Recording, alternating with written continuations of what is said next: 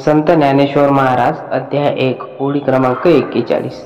नातरी नगरांतरी वसिजे तरी नागराची होईजे तैसे व्याक्सो ती तेजे धवळत सकळ। म्हणजे ज्ञानेश्वर महाराज इथे एक वेगळीच उपमा देतात। नातरी नगरांतरी वसिजे तरी नागराची होईजे म्हणजेच माणूस जर एखाद्या शहरात राहिला तर तो आपोआप हुशार, चाणाक्ष, व्यवहार कुशल होतो। शहरातील अनुभव, लोकांचे वागणं, व्यापार, ज्ञान, शास्त्र हे सगळं त्याला शिकवतं। त्यामुळे जरी तो आधी साधासुधा असला तरी शहरात राहून तो नागरी जीवनशैली शिकतो। तैसे व्यासोक्ती ते जे ढवळत सकळ। याचा अर्थ असा की व्यासांच्या वाणीतील तेज इतकं प्रबळ आहे की त्याने सर्व गोष्टी उजळून निघाल्या आहेत। जसं अंधारात ठेवलेल्या वस्तू दिसत नाहीत तसा प्रकाश पडला की सर्व स्पष्ट दिसतं। तसंच व्यासांच्या ज्ञानाने शंका, अज्ञान आणि गोंधळ यांचा अंधार नाहीसा झाला आणि धर्म, अर्थ, काम, मोक्ष यांचा प्रकाश सर्वत्र पसरला। शहर ही बुद्धिमत्तेची, व्यवहाराची शाळाच असते। तिथे राहणं म्हणजे नुसतं वास्तव्य नसून आपोआप शिकणं असतं। अगदी त्याच धर्तीवर व्यासांचं वचन म्हणजे ज्ञानाचं नगर आहे। जो कोणी त्यांच्या शिकवणीत संपर्कात येतो तो आपोआप प्रबुद्ध, शहाणा आणि विवेकी होतो।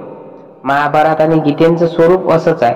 ती ऐकली की अज्ञान नाहीसं होतं, मनाला शहाणपण येतं आणि जीवनाच्या वाटा स्पष्ट दिसतात। आज आपण ज्या युगात जगतो तेथे माहिती खूप आहे, पण खरी शहाणपणाची उणीव भासत असते। म्हणून माणूस जगभर प्रवास करतो, तंत्रज्ञान वापरतो, पण त्यांचं मन अंधारातच असतं। इथे गीता आणि व्यासांची शिकवण आपल्याला खरी दिशा दाखवते। अंधारात जेवढं भटकंती केली तरी मार्ग सापडत नाही, पण प्रकाश पडताच सगळं दिसू लागतं। तसंच व्यासांचं वचन म्हणजे जीवनाचा प्रकाश आहे।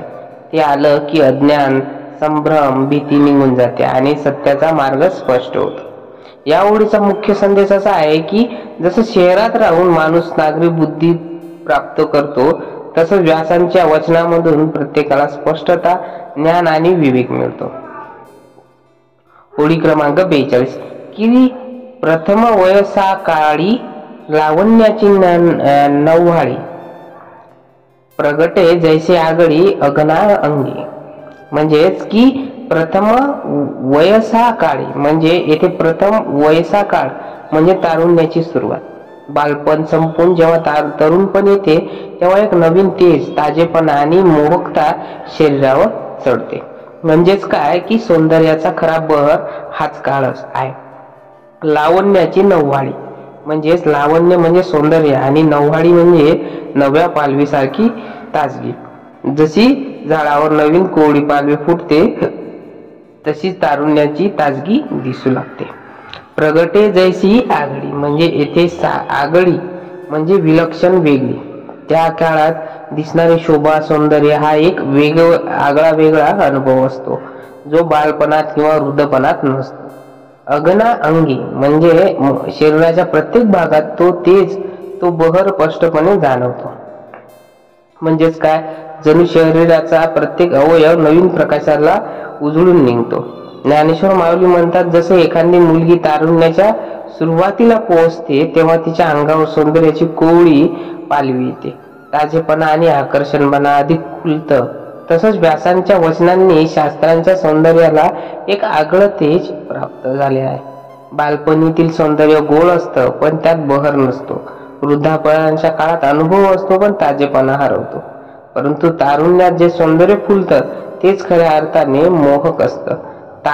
त्यांचं तेज शरीराच्या प्रत्येक भागात चमकतं। हाच दृष्टांत व्यासांच्या शब्दांना लागू होतो। व्यासांच्या वाणीतलं ज्ञान म्हणजे सौंदर्याचं सर्वोच्च भर आहे। त्यांचे ताजेपणा आहे, गोडवा आहे आणि आगळा मोहकपणा आहे।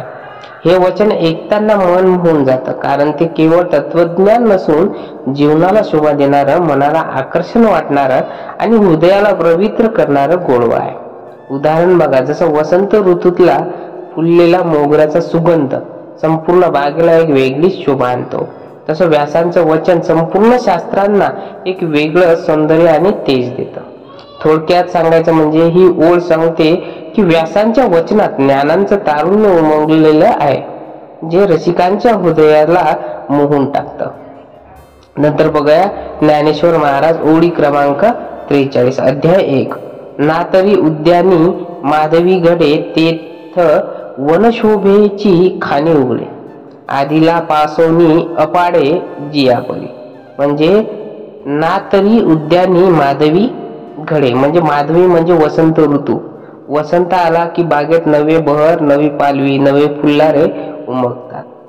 अर्थात म्हणजे वसंत ऋतू आल्यावर जसं बागेला नवचैतन्य प्राप्त होतं, तशीच व्यासांच्या वाणीने शास्त्रांना नवी शोभा मिळाली.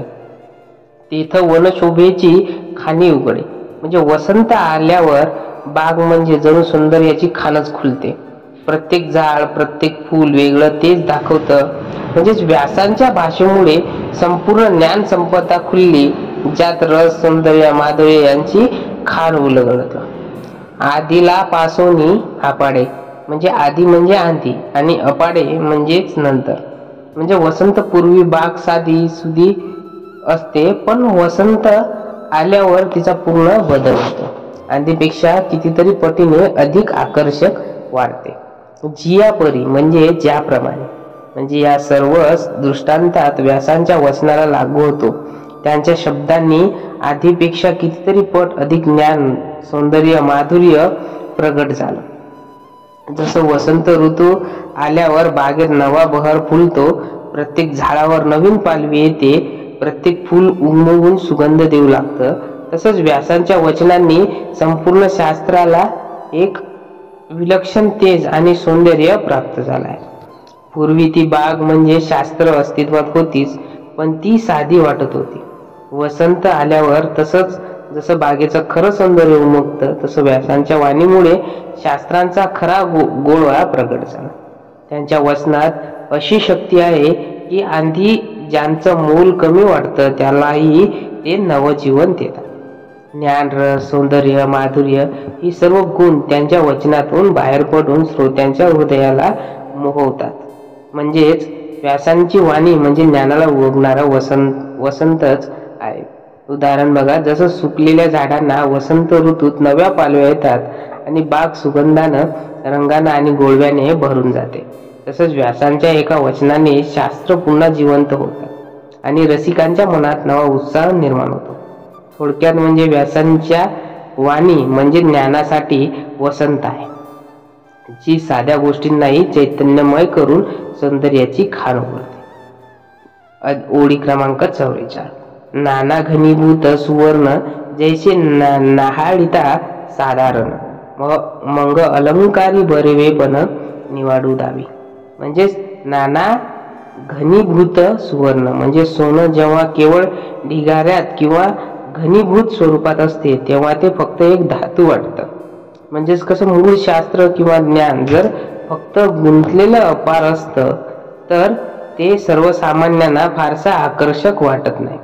जैसे न्याहाळिता साधारण म्हणजे जेव्हा आपण कच्चे सोनं म्हणजे अलंकार न केलेलं पाहतो तेव्हा ते साधारण आणि वृक्ष वाटतं. ज्ञान जर व्यवस्थित सादर केलं नसेल तर ते सर्वांना साधं आणि कमी आकर्षक भासू शकतं. मग अलंकारी बरवेपण, पण जेव्हा ते सोने कारागीर दागिन्यांच्या रूपात घडवतो तेव्हा त्यांची सुंदरता खुलते. म्हणजे व्यासांनी महाभारताच्या कथेतून गीतेसारखं अमूल्य ज्ञान सुंदर रूपात मांडलं, ज्यामुळे त्या ज्ञानाची खरी शोभा प्रगट झाली. निवाडू दावी म्हणजेच अलंकारातून मधून सोन्याचं खरं मोल ठरवलं जातं.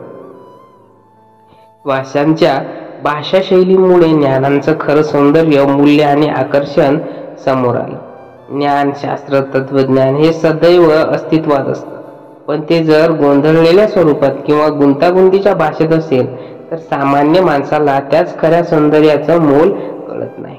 जसं सोनं जेव्हा ते केवळ ढिगाऱ्यात असतं तेव्हा डोळ्यांना साधं वाटतं, परंतु जेव्हा तेच सोनं सोनाराच्या हातून अलंकारामध्ये रूपांतरित होतं, कधी हार, कधी बांगडी, कधी अंगठी, तेव्हा त्याचं खरं सौंदर्य आणि मोहनी प्रगटते. त्याच वेळी लोक म्हणतात हे सोनं किती सुंदर आहे. त्याचप्रमाणे व्यासांच्या वचनामुळे शास्त्ररूपी सोनं अलंकारांच्या स्वरूपात लोकांसमोर आलं. त्यामुळे साधारण दिसणारं ज्ञान आता आकर्षक, समजण्याजोगं, मनोहर आणि जीवनात उपयोगी ठरलं.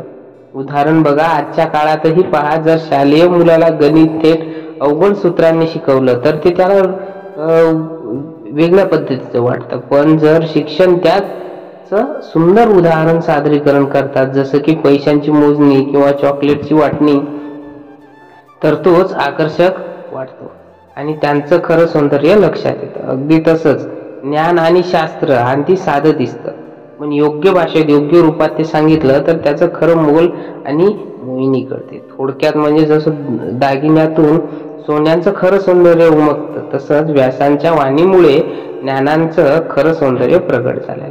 ओळी क्रमांक 45 बघा. तैसे व्यासोक्ती अलंकारिले आवडे ते बर्वेपण पातले, ते जाणूनी काय अक्ष इले इतिहासी. म्हणजे तैसे व्यासोक्ती कळकारिले, म्हणजेच व्यासांच्या वाणीने जेव्हा शास्त्र समजवलं तेव्हा ते जणू अलंकारांनी अलंकृत झाल्यासारखं सुंदर दिसू लागतं. म्हणजे साधं ज्ञान व्यासांच्या शब्दांनी जिवंत आणि आकर्षक झालं.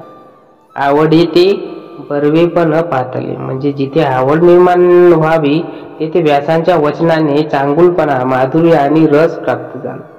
अर्थ म्हणजेच त्याच्या भाषा शैलीमुळे ज्ञान लोकांच्या हृदयात भिडेल असं झालं.